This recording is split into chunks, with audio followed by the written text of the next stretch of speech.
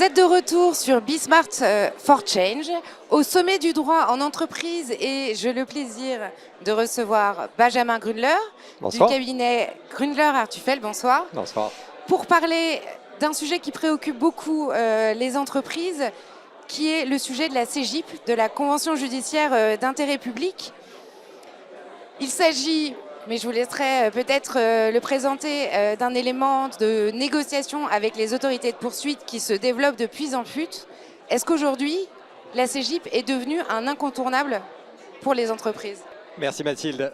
Alors oui, c'est un incontournable pour les entreprises. C'est un outil juridique qui est déterminant pour elles, puisque ça leur permet de pouvoir essayer de trouver une issue transactionnelle sans jugement de condamnation, de manière normalement plus rapide et de pouvoir clôturer un dossier plus rapidement. Donc oui, c'est extrêmement important et ça l'est d'autant plus pour les entreprises qui sont soumises à la commande publique, c'est-à-dire au marché public, où là, des cas de condamnation peuvent avoir des effets business extrêmement forts, donc cet outil est très important. Parce que ces condamnations pourraient empêcher les entreprises de conclure à l'avenir des contrats avec des organismes publics, c'est ça? Alors, un certain nombre de condamnations en France entraînent une exclusion automatique de candidater à des procédures de marché public. Et c'est notamment le cas en matière de probité, c'est-à-dire corruption, trafic d'influence, qui sont deux infractions où le recours à la CJIP est possible. Et ça veut dire qu'on peut, dans ce cas-là, avoir une issue transactionnelle sans jugement de condamnation. Donc vous imaginez, pour une société qui vit en partie de la commande publique, il y a un intérêt énorme. Et de l'autre côté, le parquet et plus particulièrement le PNF, évidemment, joue là-dessus avec un vrai effet de levier dans la négociation. Il y a un sujet qui est souvent évoqué dans les avantages de la CJIP, c'est peut-être une atteinte moins forte à la réputation, puisque précisément la procédure serait moins longue. Est-ce que ça fait partie des atouts pour les entreprises aujourd'hui? Alors oui et non. Oui, parce que c'est vrai, c'est moins long. Donc on peut clôturer un dossier quand même bien avant et éviter des années et différents temps aussi de couverture médiatique.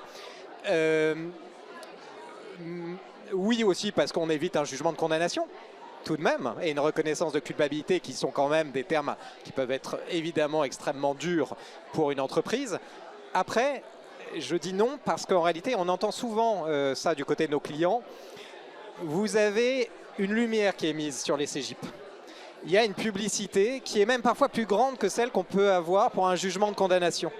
Je ne parle pas de quelques affaires très médiatiques, mais je donne un exemple. Les CJIP sont publics.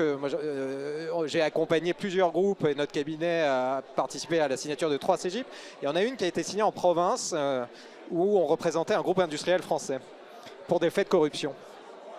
Il y a eu un vrai sujet pour le groupe en termes de publicité parce que si, in fine, il y avait eu un jugement de condamnation, le jugement serait passé quasiment inaperçu. Là, vous faites partie, on a signé une CJIP in fine, mais vous êtes sur le site du ministère de la Justice, sur le site du ministère de Bercy, sur le site de l'AFA, sur le site du PNF. Les CJIP sont très commentées, elles ont été évoquées cet après-midi au cours de plénière, au cours de débats. Donc il y a une vraie publicité et ça parfois, ça peut un tout petit peu peut-être limiter ou en tout cas questionner pour une personne morale le recours à une CJIP. L'intérêt de la CJIP.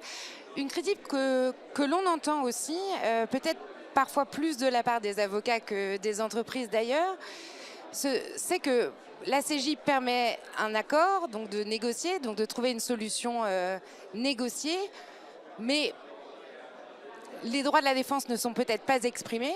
Et finalement, si la CJIP devient quelque chose de trop courant, est-ce qu'on ne va pas arriver dans une situation où finalement les entreprises ne se défendront plus? Et est-ce que d'une certaine manière, ce n'est pas un peu aussi une atteinte aux droits de la défense?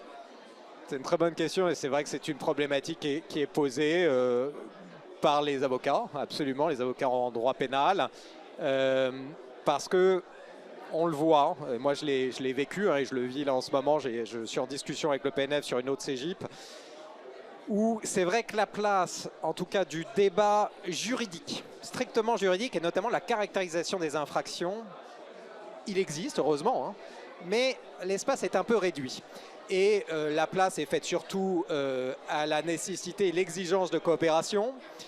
au montant éventuel de la sanction d'intérêt public, de l'amende d'intérêt public et des éventuelles mesures de remédiation qui seront mises en place. Et souvent quand nous, avocats de la défense, parce que c'est notre job, et ça participe aussi, hein, je pense, dans la discussion et la négociation, on doit aussi critiquer juridiquement les choses. Quand on le fait, moi je me suis déjà vu répondre à la chose suivante. Maître, vous voulez coopérer ou pas ?